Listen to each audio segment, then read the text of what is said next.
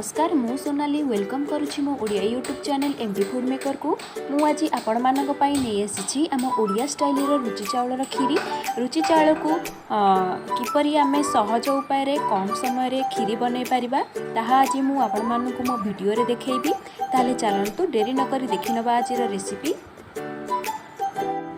एठी प्रथमे gas on करी गोटे पैन बसई दबा। देन से मु गोटे स्पून घी पकई दउछि। घी टिके गरम होला परे मु गोटे कप रुचि चावल को एठी पकई नउछि आ टिके ताको फ्राई करी नउछि।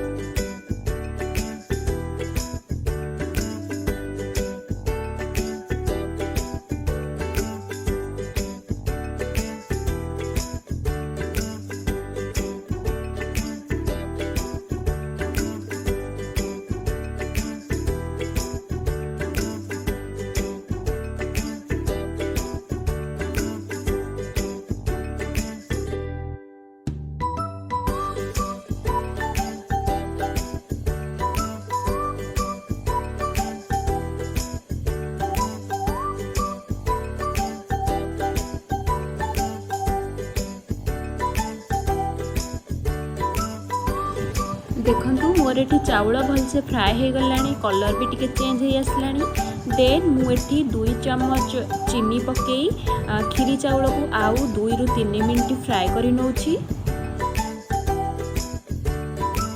एठी गैस रो फ्लेम को मीडियम करिवे आ मझिरे मझिरे एमती चलाउथिबे नहले से तळु लागि जाय परिबो। एठी चीनी पकेवा द्वारा खीरी रो कलर बहुत भलो आसी थाए। सो आपण माने एठी चीनी पके परिबे। एबे देखंतु आम खीरी चावल पूरा ब्राउन हो जाइछि। एबे मु गैस ऑफ करिकी चावल को गोटे प्लेट को बाहर कर दउछि।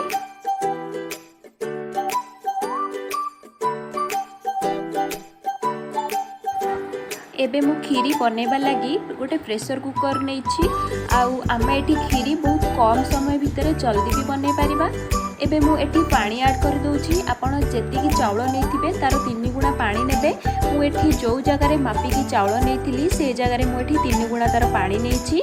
पानी रे मु एठी लूण गोटे चम्मच पके नउछि। पानी टिके गरम हे सरला परे फ्राई रखिथिबा चावल को एठी पके नेबे।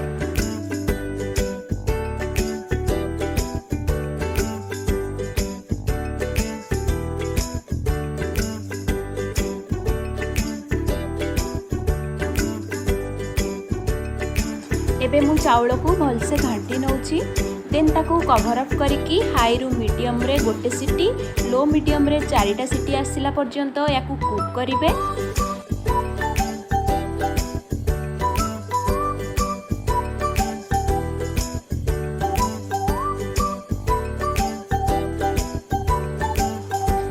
एठी मु खीरी रे क्षीर पकेबा पई आगुरु हाफ लिटर पाखापाखि क्षीर नहीं तो मते टिके कम लगिला। से मु एठी आउ हाफ लिटर क्षीर को ऐड करके क्षीर को भलसे फुटेबा पई छाड़ी नउछि।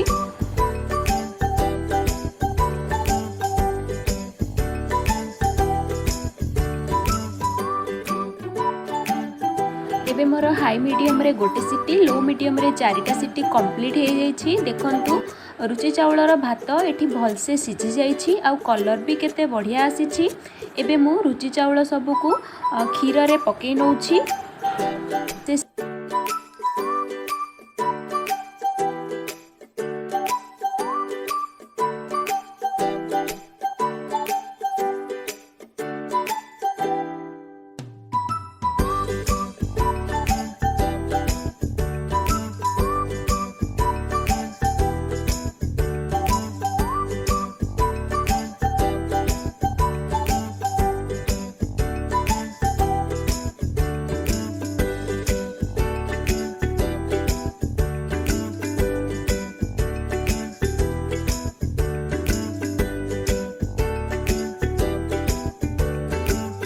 चावल को पूरा मझिरे मझिरे एमती भलसे घांटुथिबे, सेटा नहले तळे जदि लागि जिवो ताले यार टेस्ट पूरा बेकार हो जिवो। देन एबे मु एठी चीनी ऐड करूछि।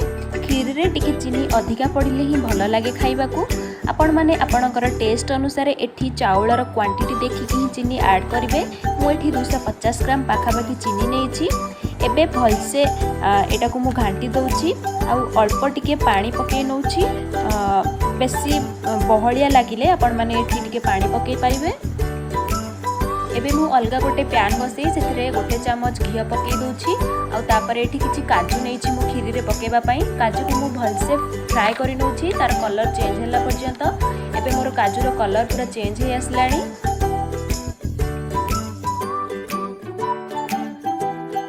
एटा को मु एबे गोटे जगह को काढी नउची।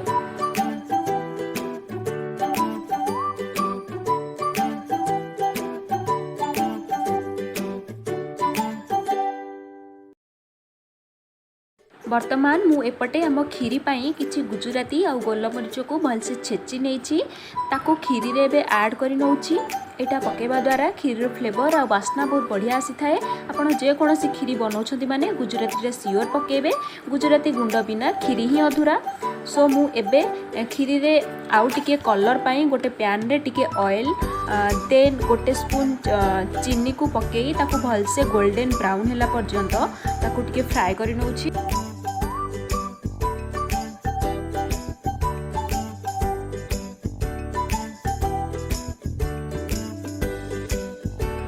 एबे देखंतु मोर एठी चीनी रो कलर पूरा ब्राउन हो जाइछि। एटा को मु एबे खीरी रे ऐड करि दउछि। एठी गैस रो फ्लेम को लो रे रखिबे आ 5 मिनिट कुक करि नेबे।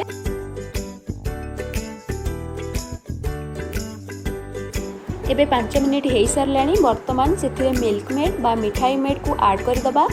या को आपण माने जे कोनोसी ग्रोसरी शॉप रे इजीली पाई परिबे। जतबेले खीरी ओल्हेबे सबु शेषर ही या को ऐड करिवे। या को ऐड कला परे भल्ला भाबरे या को मिसाई नेबा।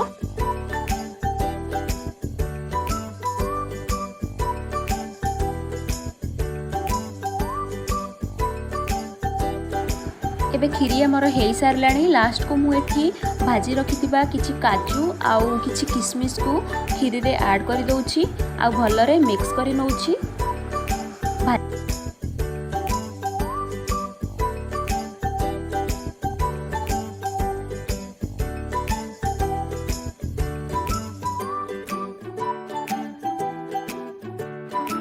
एबे खीरी हमर प्रस्तुत हो जाइछि। ए देखंतु केते सुंदर देखा जाउछि बी।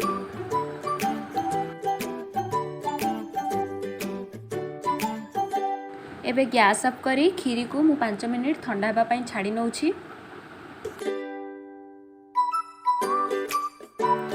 एबे देखंतु हमर रुचि चावल खीरी पूरा रेडी हो जाइछि।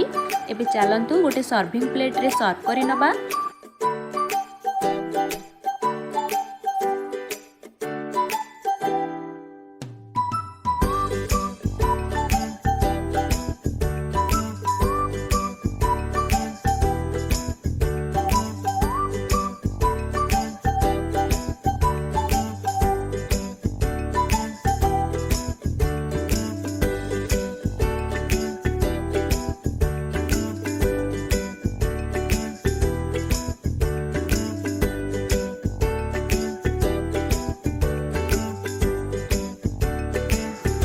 एबे हमर गरमा गरम रुचि चावल खीरी पूरा प्रस्तुत हो जाइछि। आजिर वीडियो आपण मानकु केमिति लागिला मते सियोर जणेबे। एमिति नुआ नुआ वीडियो देखिबा पाई मो चैनल को सब्सक्राइब करंतु। आउ मो वीडियो भल लागिले निश्चित रूपे लाइक शेयर आउ कमेंट करंतु। मु चेष्टा करिबी आगो को नुआ नुआ वीडियो आपण मानक पाखरे पहुंचेबा पाई। पुणी देखाबो आउ गोटे नुआ वीडियो रे। रहुछि नमस्कार।